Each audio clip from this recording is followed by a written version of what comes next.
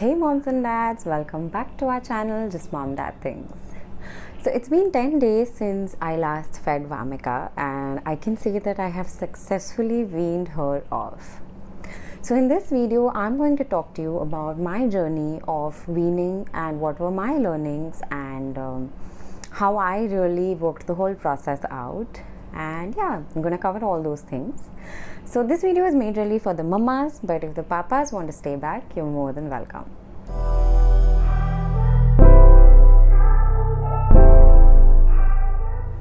But before we begin, I just want to say one thing, that this process is very, very personalized. What works for us as a family might not be something that works for you. So take all the learnings from everyone, but apply it to your own situation, and you have to tweak it as per your needs and your baby's needs, and that is something that comes when you start doing it. So please don't worry, because this is not a one size fits all concept. Once you're in the process, you will exactly know what to do. So yeah, let's begin. So first things first.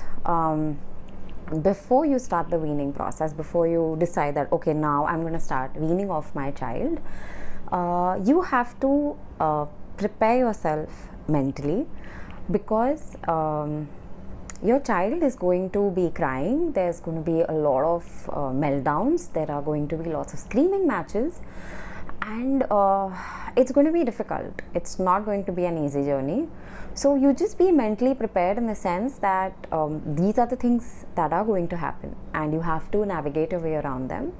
And it's only obvious because you're taking away their first and major source of comfort, which is breast milk. So we have to give them, that space to express their frustration or sadness or whatever it is that they're feeling in that time frame or in that time period. Another thing is, you have to be mentally strong because there will be moments, especially in the night feeds, like when you're dropping the night feeds off, where you'll be like, bachcha bahut ro raha hai, like I just cannot see him or her like that. You know what, I'll just feed her. Don't do that. Don't make that mistake, because it just confuses the child more.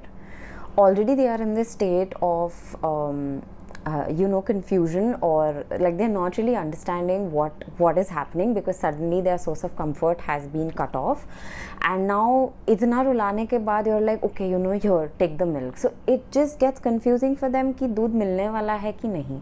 So please don't do that. The third and the most important thing is talk to your child. Keep talking to your child through the day when you plan to start, the weaning process. Talk to them in the sense of, like what I used to do with Vamika is, through the day when she was playing with her toys or when she was eating, I used to just keep telling her things like, oh wow, so Vamika is not going to have dudu tonight, huh? And I used to tell her things like, wow, Vamika is having such a scrumptious meal, you're going to have yummy food in your tummy, and your tummy is going to be full. So I don't think you need to have dudu. And things like that. So you know best what to talk to your child. But yeah, these are the things that you can just keep telling them, mentally start drilling it into their head. Slowly, and trust me, they will understand. Like, we think that kids don't understand, but they understand so much more. So getting right, let's just get right into it, and let's start talking about my weaning journey and what I did. So first, there's a step-by-step process that I followed, because when I started researching about weaning off, there were these articles and videos and posts which spoke about weaning off in 3 days, 5 days, 7 days, and I was like I was just wondering the amount of heaviness and the pain that we're going to have, because we have been breastfeeding them, and achanak se stopping the feeding is will be difficult, and it will affect me. So it was just not sitting well with me. Another thing that I came across was also this article or this video where they were suggesting that you should sleep in another room, like leave the baby with another caregiver and you go and sleep in the other room when you want to wean them off. Now in my situation, Vamika has been sleeping only by me, like मैं ही उसको सुला पाती हूँ. She's not slept by my husband or by anyone else. So I just started thinking that this weaning is a process where I'm going to cut off one source of comfort for her, which is milk, and then I'm also expected to cut off the other source of comfort, which is me. So it's just going to be too much for her. So I realized that okay, I think I have to figure something out for myself and what works for me. So I started to chalk down a process where I decided that okay, I'm going to wean her off gradually, like that's what I'm going to do. Now how I started is basically I started dropping her day feeds. Before she was 1, I had done this. Now kaisa hai, see, we know eventually that the child is going to get weaned off. So after she turned like 8-9 months, in my head I was like okay, I want to feed Vamika as long as possible, but I have to start somewhere, you know, so that all of a sudden I don't have all the feeds to drop. So what I started doing is, as in when her appetite started increasing, from 6 months to 1 year, you will see windows where the child starts feeling hungry, their naps drop and stuff like that. You slowly start introducing meals or snacks. Now the pediatrician, I spoke to my pediatrician and she told me that you know, in a day majorly 3 meals can be there and there can be 3 to 4 smaller meals which are snacks. So I started timing the smaller meals in a way that they were replacing the day feeds. So I was done with this and this was very, very seamless. I did this before she turned 1 year old. Now the next came dropping the feeds that she needed to fall asleep in the day for her nap. Now this was something that I did after she turned 18 months because she was down to 1 nap by the time she was 13 months old, and then there were nighttime feeds. So there was hardly any feeding as such, you know, through the day में इतना था नहीं. तो मैंने सोचा चलो अब, you know, like you guys know, the WHO, the American Association of Pediatrics and the Indian Association of Pediatrics, all 3 of them recommend feeding your child, breastfeeding your child at least until they're 2 years of age. So अब 2 years तक मैंने सोचा था मैं करूँगी, but it was just getting too much for me. So when she turned 18 months, I decided that okay, now I will start weaning her off. So when she turned 18, the first feed that I dropped after her day feeds were the feed that she needed to take a nap in the day. So what I started doing is I started making sure that she's having a heavy meal just before her nap. So ऐसा हो गया that lunch was coming right before her nap. So I gave her like a good meal for lunch, waited for like half an hour, and then I tried making her sleep. So because her tummy was full, it was a little easier, and this process took like around say 5 to 6 days, but within 5 to 6 days, that one feed she was weaned off. So I continued this for like say 1.5 weeks, and then I moved to the feed that she would need to fall asleep for the night. अब क्या है, in general, okay, kids have this feed to sleep association, and that happens in every kid after a point in time. So you need to break that first. Now to break that, there is this tool called habit stacking, which is basically where you stack habits on top of each other. So say like your child is used to feed to sleep, right? So you add other things to that whole setup. You add shushing, you add some songs, you add some patting, you add some rocking. And slowly, you will see that a child is sleeping with the shushing, with the patting going on along with the feeding. Slowly what you start doing is when you're weaning off, you reduce the feed, but you keep patting and shushing and rocking and whatever else it is that you're doing, and you will see that your child has formed that specific thing as an association to sleep. So this was one thing I was working on since she turned a year old. So that really helped me when I started weaning her off. So the night feed ke liye the feed that she needed to fall asleep for the night, that was a little difficult because it's a longer sleep duration, and children tend to seek comfort in that feed majorly.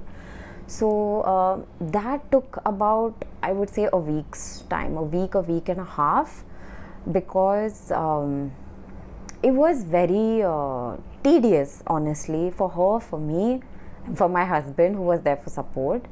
But eventually it settled. Like, it took time, but she settled. Then we moved to the feed which I had to drop to bridge her nap, which was the dream feed. So the dream feed dropping was also very easy, because her tummy was full.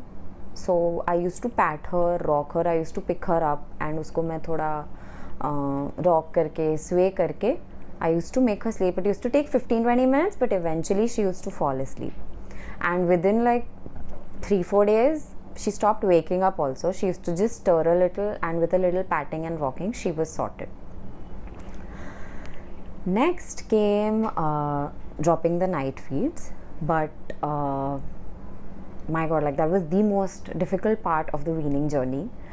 Now, once I had dropped her feed that she used to take for falling asleep in the night, I noticed that her wakings had reduced. So she used to wake up at 3:30 after sleeping at 9, and she used to wake up at 6 in the morning.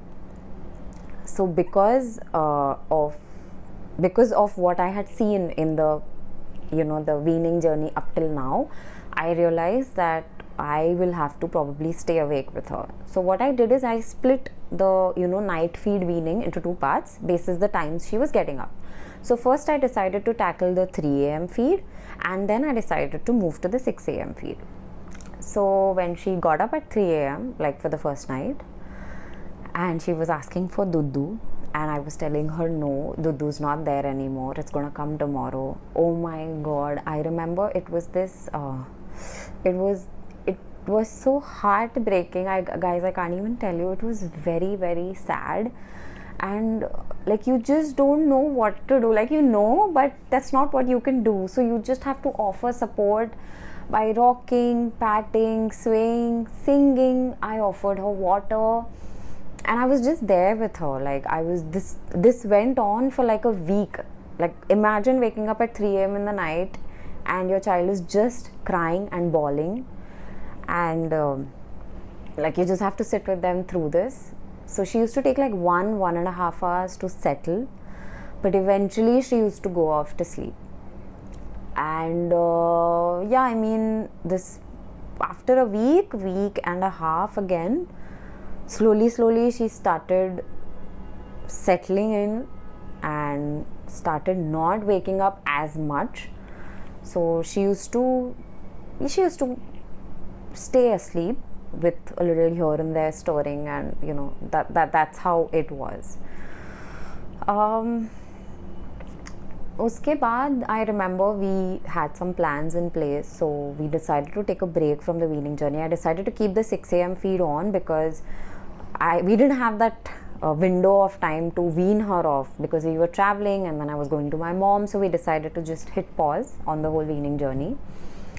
So yeah, once we came back, I started the whole thing again, and I saw very similar patterns. Same thing, she used to wake up, she used to cry, she used to ask for milk, and I used to pacify her and I used to console her. But one thing that I made sure that, one mistake that I could have made, which I did not make, is that I made sure whenever she was waking up, asking for the feed, I made sure that the sleep environment remains the same. It was cool, it was quiet, and the white noise was on. So no one used to get up and start playing with her and talking to her. I was just tending to her needs. I used to offer her water, because ho sakta hai bhook lagi ho sakta hai muh sukh gaya ho, because they're used to drinking milk.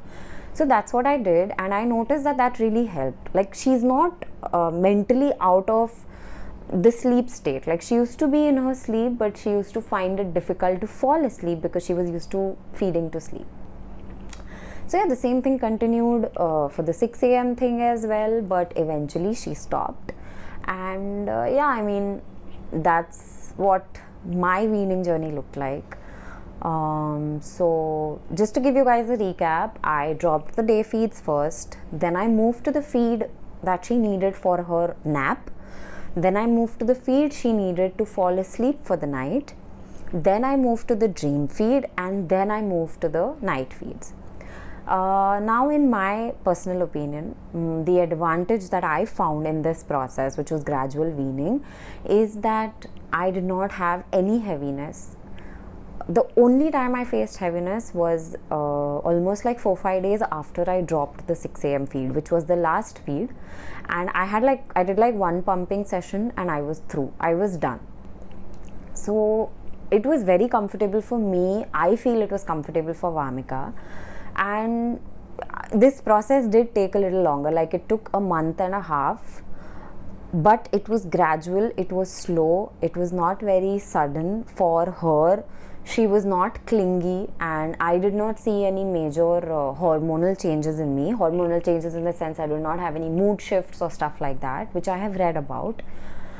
So yeah, I mean, this was my journey, and I'm really glad that this is the path I took, because I had to give up, like, while I had to give up a little more of my sleep, but otherwise I think things worked out really well for us. And yeah, so guys, if you have any kind of questions or any kind of help that you guys need from me regarding weaning, please don't forget to drop down your comments, and I'll be really happy to talk to you. So thank you guys, that's the end of this video. Thanks for supporting us, thanks for watching our videos, and we will catch you in the next video. Bye.